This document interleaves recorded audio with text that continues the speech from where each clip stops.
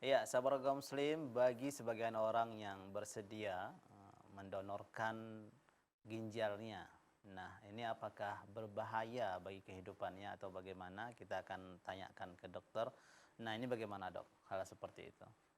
Ya, memang ada beberapa orang yang bersedia mendonorkan ginjalnya.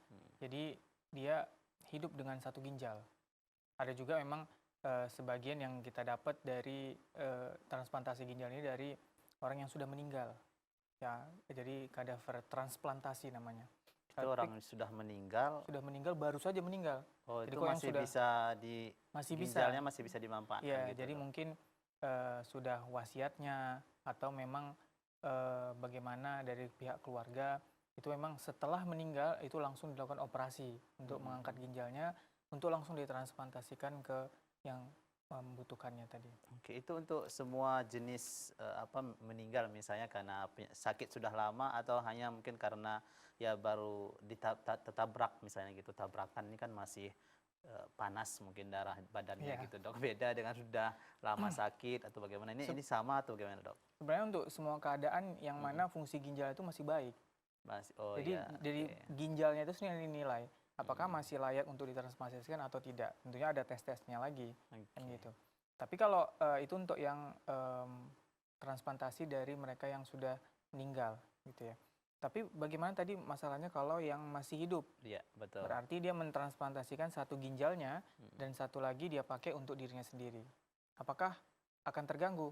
Kenyataannya selama ini yang kita lihat dan saya baca selama ini tidak terganggu. Bahkan mereka dapat hidup sebagaimana orang normal, tidak ada gejala apa-apa. mm. Ternyata satu ginjal pun masih dapat mengcover untuk melakukan fungsinya dalam membuang sisa-sisa zat-zat toksik atau melakukan fungsi ginjal yang lain itu masih bisa dengan satu ginjal. Nah, berarti, Dok, bagi kita yang sekarang ini memiliki dua ginjal, ini berjalan berfungsi dua-duanya atau satu saja, Dok? Berfungsi kedua-duanya. Dua-duanya. Oke.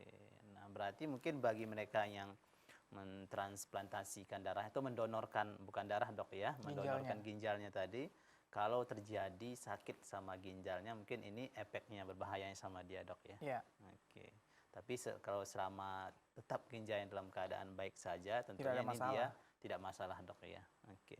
Nah, kemudian kembali lagi nih, Dok, pertanyaan pertama tadi cuci darah atau hemodialisis, Dok, ya, hemodialisa. Nah, ini informasinya ya lebih baik transplantasi darah. Nah, ini dalam segi apa, Dok? Ya, kalau tadi kita katakan sebelumnya lebih baik eh, terapi pengganti ginjal istilahnya Hmm, secara umum itu dengan transplantasi lebih baik dalam artian eh, pasien yang sudah mendapat transplantasi tentunya dia akan mendapat ginjal yang baru yang hmm. dapat berfungsi sebagaimana ginjalnya sebelum dia rusak. Oh, iya, iya, iya. Jadi dalam hal ini dia tidak tergantung lagi dengan pengobatan-pengobatan pada pasien-pasien gagal ginjal dalam tahap akhir. Hmm, Nah, bedanya dengan yang pasien-pasien yang terapi pengganti ginjal dengan hemodialisa, tentunya dia akan tergantung dengan alat hemodialisa tersebut. hmm. 2 sampai 3 kali per minggu dia harus datang ke rumah sakit untuk melakukan cuci darah kita sebut. Oke. Ya tentunya, Setelah cuci darah, apakah dia bisa beraktivitas seperti biasa, Dok, atau ada batasan juga?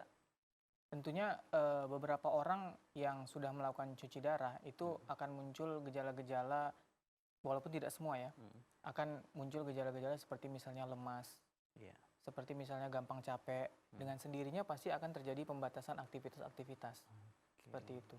Jadi, Dan biaya untuk cuci darah ini tentunya tidak murah juga, Dok, ya? ya pastinya. Oke. Jadi untuk cuci darah sendiri, kalau memang sekarang itu sudah di-cover oleh BPJS. Dan dana yang dikeluarkan BPJS sendiri untuk Hmm. setiap tahunnya untuk Iya. mengcover hemodialisa ini cukup besar. Ratusan miliar bahkan sampai triliunan. Data yang Oke. saya dapat di tahun 2014 gitu. Jadi bayangkan berapa sebenarnya yang sudah kita dapatkan dari fungsi ginjal ini sendiri. Tanpa Oke. kita sadari sebenarnya ginjal kita yang normal itu sangat berharga tanpa Sangat kita berharga sadari sekali, ya. Dok, ya. Kalau kita pikir-pikir satu nikmat ini saja, wah, ini nilainya sangat tinggi sekali, Iya, Dok, ya. Oke, makanya kita harus menjaga ya nikmat yang Allah berikan, Dok, iya ya. Masya Allah. Oke. Nah, kemudian nih, Dok, ada sebuah pernyataan bahwasanya menahan buang air kecil lama-lama. Nah, ini bisa menyebabkan berakibat pada penyakit ginjal atau gagal ginjal. Ini benar atau bagaimana, Dok? Fakta atau mitos nih, Dok?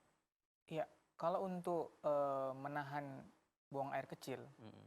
itu memang pengaruh meningkatkan resiko kejadian batu ginjal. Walaupun tidak selalu, tapi resikonya akan lebih tinggi pada orang-orang yang suka menahan buang air kecil.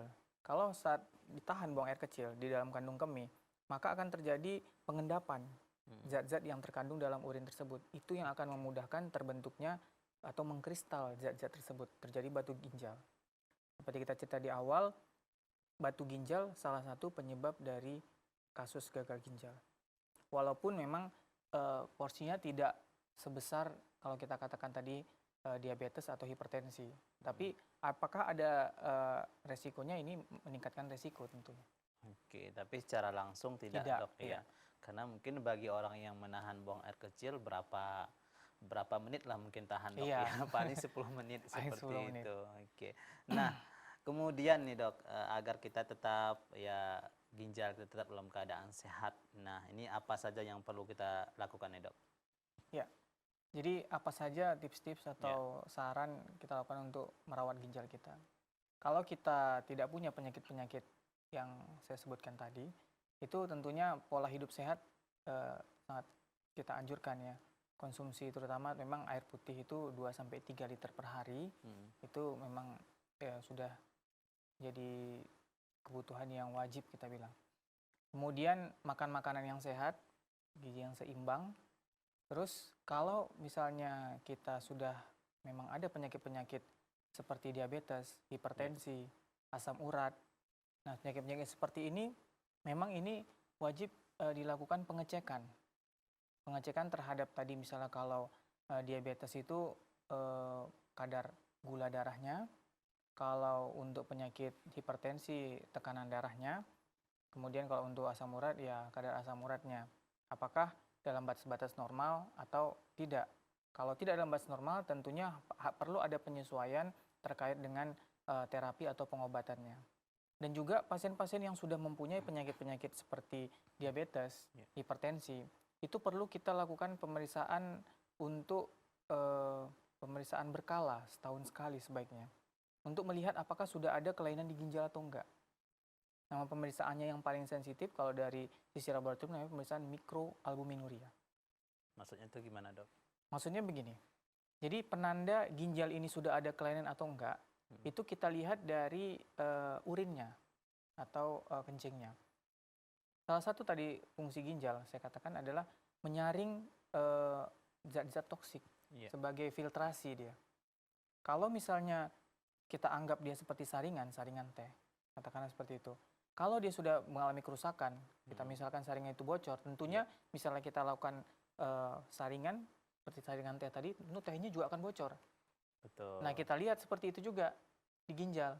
Apakah ada zat-zat yang bocor, artinya yang nggak seharusnya itu keluar dari urin, ada di urin.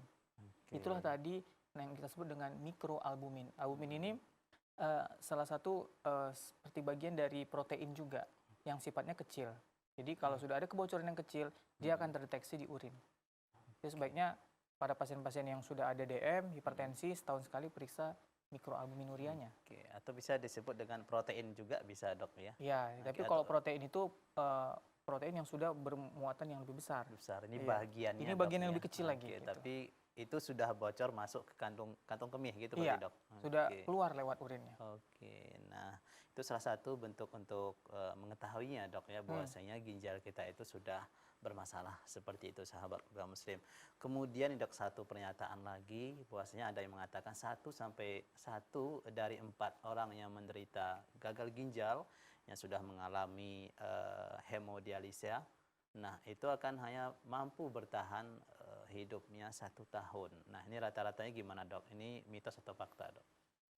Ya, kalau terkait dengan usia, memang ini kehendak yang maha kuasa. Ya, betul. Tidak ada yang bisa memastikan gitu. Tapi kalau kita cerita dari sisi ilmu pengetahuan, tentunya ada penelitian-penelitian seperti itu. Tentunya kalau pasien-pasien yang sudah mengalami gagal ginjal kronik, ini tentunya terkait dengan kepatuhan dia untuk menjalani terapi yang diberikan. Kalau sudah stage 5 tadi, ini tentunya dia harus hemodialisa reguler. Tentunya berbeda tempat, berbeda data statistiknya tadi. Mungkin kalau di Indonesia dibandingkan di luar negeri, mungkin kalau di luar negeri lebih banyak yang bertahan hidup dan lebih lama, ya. Tapi kalau untuk di Indonesia lebih sedikit yang patuh terhadap pengobatan-pengobatan, lebih banyak yang meninggalnya dibandingkan yang selamatnya. Seperti itu. Jadi tergantung dari pola kepatuhan dia menjalani pengobatannya. Itu yang biasanya cara ilmu kedokteran akan mempengaruhi kualitas hidup dan prognostik istilahnya. Kemungkinan ke depannya itu berapa lama lagi. Oke, baik, terima kasih Dok. Ini sangat mengerikan dan juga berbahaya sekali tentunya Dok ya, dari penyakit tentang gagal ginjal ini. Baik, sahabat Program Muslim, sudah 1 jam kita bersama. Itu artinya kita akan cukupkan sampai di sini untuk pertemuan kali ini. Mudah-mudahan sahabat Program Muslim, apa yang disampaikan dokter tadi ini sangat bermanfaat untuk kita, dan mudah-mudahan kita menghindari faktor utamanya tadi Dok ya, seperti DM, kemudian hipertensi, kemudian asam urat nih. Kalau sudah ini yang mengenai kita menderita penyakit seperti ini, ya kita harus cepat berobat agar sembuh dari penyakit tersebut, karena penyakit ketiga nih tadi bisa berakibat fatal, yaitu gagal ginjal. Ya, baik Dok, sekali lagi terima kasih banyak Dok atas kehadirannya hari ini. Ya, sahabat Program Muslim, kami juga mengucapkan terima kasih atas partisipasi Anda hari ini, dan juga kami mengucapkan terima kasih kepada Jikroyat yang telah mendukung dan mensupport program kita ini berupa pakaian Kemko seperti yang saya kenakan saat ini. Ya, kita akan insya Allah akan berjumpa pada episode berikutnya. Saya Darus Lian pamit undur diri. Assalamualaikum warahmatullahi wabarakatuh. Waalaikumsalam.